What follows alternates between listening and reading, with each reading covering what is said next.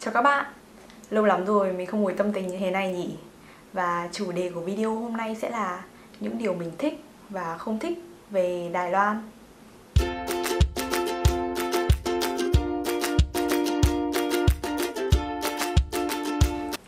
Như đã chia sẻ ở video lần trước thì 6 lý do đưa mình đến với Đài Loan cũng chính là 6 lý do khiến mình yêu thích Đài Loan.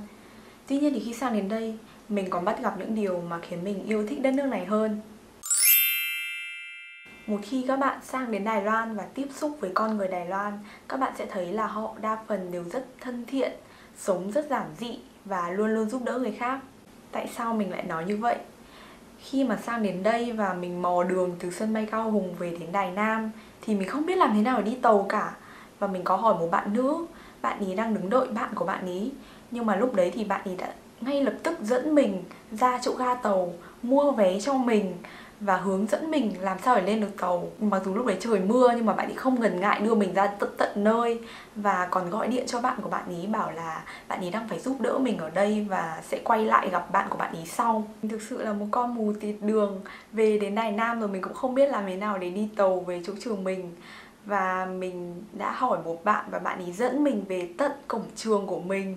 Có một lần mình nhờ một bạn gọi taxi ở 7-Eleven, tại vì là mình vẫn chưa có số điện thoại ở bên này nên không thể gọi taxi.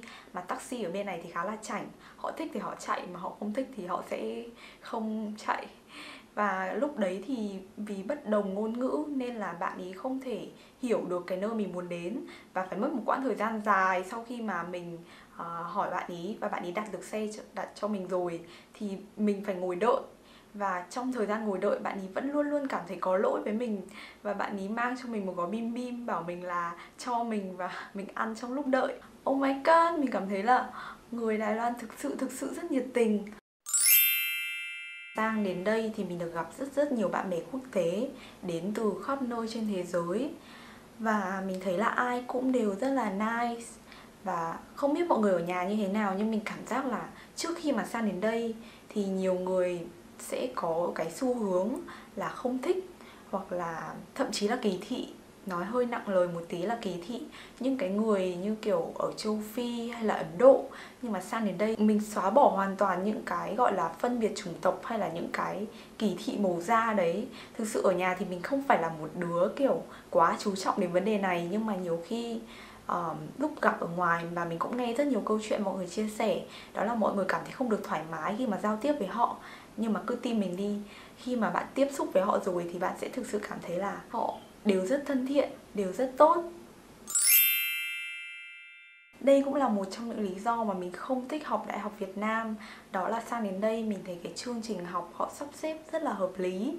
Thực tế thì mình sẽ chỉ cần học 3 năm và năm cuối cùng mình có thể lựa chọn đi trao đổi, đi thực tập, có thể là bắt đầu xây dựng cái con đường tương lai phía trước, cái sự nghiệp của mình. Chương trình giảng dạy của họ đều là từ Mỹ và cái cách mà sách tiếp cận đến học sinh và đưa thông tin đến mình khiến mình cảm thấy học bài một cách dễ dàng và dễ hiểu hơn. Nói nãy giờ thì chắc các bạn sẽ nghĩ là cuộc sống du học bên này của mình toàn màu hồng, rồi mình rất enjoy cuộc sống bên này. Tuy nhiên thì bản thân mình cảm thấy mình vẫn còn những điều mình cảm thấy chưa thích khi mà du học tại Đài Loan. Khi mà ở nhà mình đã cảm thấy rất là bức bối rồi. Đó là việc lựa chọn chương trình học bằng tiếng Anh ở bên này rất hạn chế, đặc biệt là cho hệ đại học. Nếu như các bạn sang bên này và các bạn tiếp xúc với người Đài Loan thì sẽ nhận thấy là tiếng Anh của họ không tốt chút nào. Và để có thể giao tiếp với họ bằng tiếng Anh cũng rất là khó. Các bạn phải chuẩn bị sẵn vốn tiếng Trung cho mình. Và cũng như thế, trong chương trình giảng dạy ở các trường đại học thì tiếng Anh vẫn chưa được phổ biến lắm. Đây cũng là một câu hỏi mà nhiều bạn thắc mắc với mình là liệu thầy cô bên này có nói tiếng Anh tốt được như người native speaker hay không? Thì câu trả lời của mình là không. Ví dụ như ở trường mình thì cũng chỉ có một vài thầy cô là mình cảm thấy thích cái accent của họ thôi. Còn đâu thì các thầy cô còn lại mình thấy là họ phát âm không được chuẩn cho lắm. Tuy nhiên thì các bạn có thể yên tâm, tại vì những thầy cô bên này đều tốt nghiệp từ Mỹ về, cái vốn kiến thức của họ rất là phong phú, cái cách truyền đạt cũng rất là dễ hiểu. Hơn nữa các thầy cô đều rất nhiệt tình, nếu bạn có câu hỏi thắc mắc gì thì có thể hỏi thầy cô, họ trực tiếp hỏi và các thầy cô sẽ giảng giải cho bạn. Nếu như những ai ở nhà và đang muốn đi du học Đài Loan mà các bạn expect một cái gì đấy nó khác xa hoàn toàn với Việt Nam thì các bạn nên chọn một đất nước khác đi. Nếu như mục đích của các bạn là muốn khám phá một đất nước mới, muốn trải nghiệm một nền văn hóa hoàn toàn khác với Việt Nam thì mình nghĩ là Đài Loan không phải là một quốc gia thích hợp.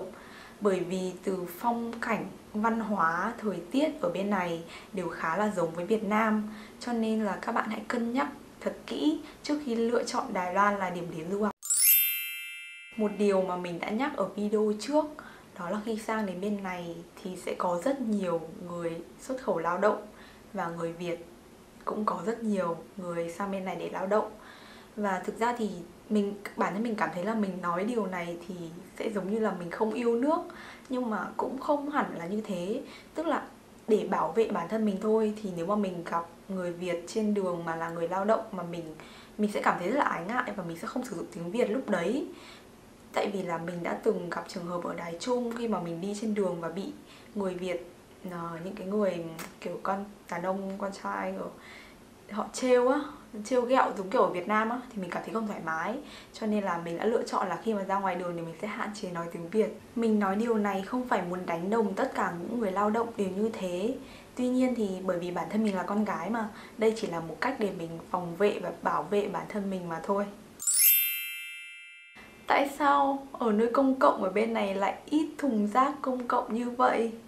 Suy luận logic của mình thì đây là một cách để họ nâng cao ý thức của người dân hơn, khiến cho người dân không xả rác bừa bãi.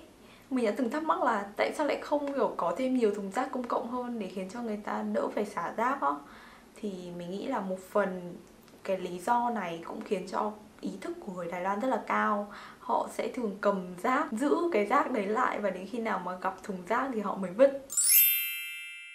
Bên này họ sử dụng xe máy rất là nhiều. Trước khi mà mình đến đây thì mình cũng biết là Đài Loan có rất nhiều xe máy, nhưng mình không nghĩ là nó lại nhiều như thế.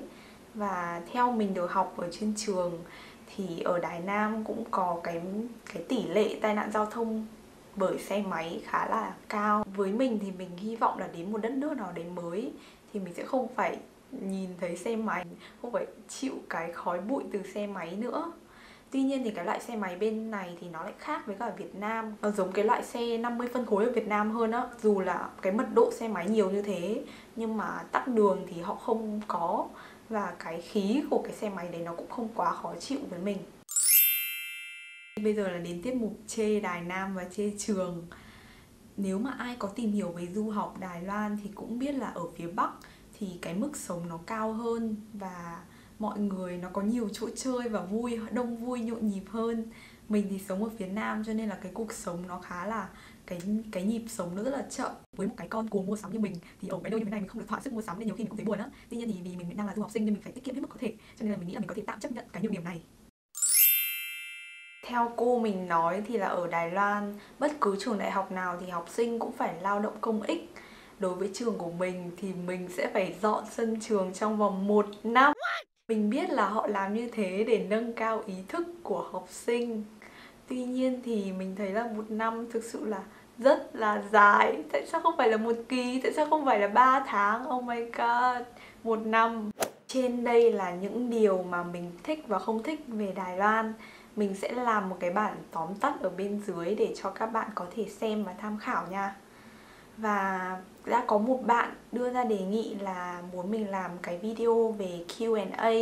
Đó là các bạn đưa ra câu hỏi và mình trả lời về du học Đài Loan. Nếu như các bạn cũng thích cái chủ đề này thì hãy comment ở dưới video này cho mình biết. Và comment luôn cả câu hỏi của các bạn. Nếu như mà các bạn đều đồng tình mình làm video này thì mình sẽ tiếp tục cố gắng để có thể làm cái video theo yêu cầu của các bạn. Bây giờ đã đến cuối cái video này rồi. Cảm ơn các bạn vì đã lắng nghe mình lải nhải suốt mấy phút vừa rồi. Và các bạn hãy tiếp tục ủng hộ mình bằng cách like và subscribe channel của mình nha. Hẹn gặp lại các bạn trong video lần sau. Bye bye, see ya!